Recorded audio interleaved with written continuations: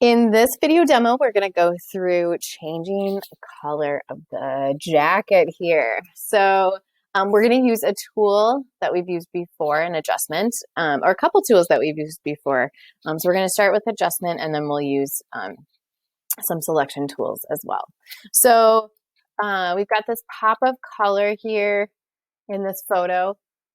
We're going to change that. You've got some options when you're doing this. One thing you could do is go to adjustments and go directly to hue saturation. And when you're on master, it's going to change it for everything in the picture, right? But we're going to change the orange. There's nothing orange, particularly orange in the, or there's not an orange option in your range, but we'll start with red and see what that does. And it does change the color of the jacket, but it also changes the color of the face, which is not what we're looking for here. So before we do our hue saturation layer, we're going to add our selection on here. So we're going to trash this out. We're going to come and choose some kind of a selection tool. Object select is a great option in Photo P or Photoshop. So I'm just going to drag that over. That did a really great job of selecting that area. There's some places that are a little uneven, but all I did is I just came in and I dragged that box over the part that I wanted to select, which was the jacket. Now I don't want it to select the white and I don't want it to select the neck. So I can try doing the subtract and clicking and dragging just in this area. So trying to keep that box out of the jacket if I can. Didn't really do much. I'll try it in the white as well. And if I can't get the whole thing in there, it might not select it. Yeah, that didn't really work. So I'm going to Control Z and undo that. I'm going to try this area one more time. Let's see if I can do it. Nope, too much. So then this would be a great time to switch to a different tool like quick selection. I'm going to do subtract because I'm taking away from my selection. I'm just going to click down once. Too much. That quick selection is just so sensitive. So I'm going to try making that brush much smaller. Click down once. Undo. I'm on the add, so I'm going to switch this to minus. Still doesn't really want to work. Great. So I think I'm going to leave it like this, and I can clean it up in my mask. So I'm just going to come back to it. So now when I go to my adjustments, so I'm going to go to adjustments and then hue saturation, I'm going to switch, I'm going to keep it on master because it should just change it within that selected area, which is looking pretty good overall. I'm going to have to do some cleanup on the edges, but I can come back to that. So I want you to choose a different color, whatever you'd prefer. I'm going to go with green.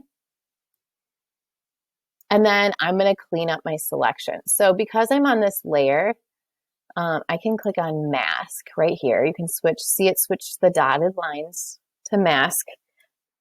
And I'm just going to even out my mask in a couple different ways. So one way I'm going to do that is come to the feather.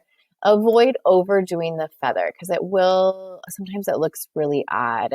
But I can feather it like 1 pixel or so, and that'll kind of soften those edges. And then I won't see as much of that crisp line from when it changed. So 1 pixel is great for that. And then the other thing I can do is I can come into the mask.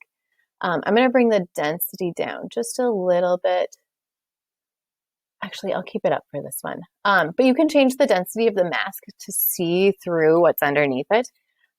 So I do have to take my selection off for this. So Command D or Control D. Control D, deselect. Oops, this is just not. So I think it's because that I'm on here. I'm going to re-click this. I'm going to do I'm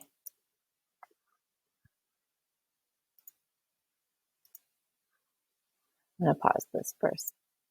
Okay, so now I did a Control D, and now I can see my edges better. So with that feather, it softened it quite a bit. And then I can come into my hue saturation layer. I can do the mask, the raster mask. I can bring that density down a little bit if that's helpful to see what's kind of around it. In this case, it doesn't really matter. For some of your pictures, it might really help. Then I'm going to paint with black. So white is what we see in the layer. Black is what we don't want to see. So whatever we want to mask out or hide. So I'm going to switch black here. If you're not seeing black or white, you'll click on there and choose either black or white. In this case, I want black and say okay. And then I can come to a few of these areas. Oops. I'm still on my selection. I want to, when I'm working in my mask, I want to use a brush. So I'm going to go to my brush, bring that hardness down once again. This time I'm going to try 85, see what that looks like. And I want to mask out this part, the green neck here. So I'm just going to come, and this, it looks reddish because of the kind of the skin tone that's coming out, but it's just kind of the skin tone of the neck around there. Then I can just paint so that he has like a reddish tinted neck instead of a green neck. All right, you could also do that on any edges that didn't line up correctly. And then just like we would for any other picture, we would come and we would do our other adjustments. So in this case, this was just a color change, but we would still want to do a levels to increase the contrast, really make those values pop out. So bring the highlights up, shadows down, and that's plenty for this one. So we've got a levels and a hue saturation, so that color change. Go ahead and save this as a Photoshop document and a JPEG.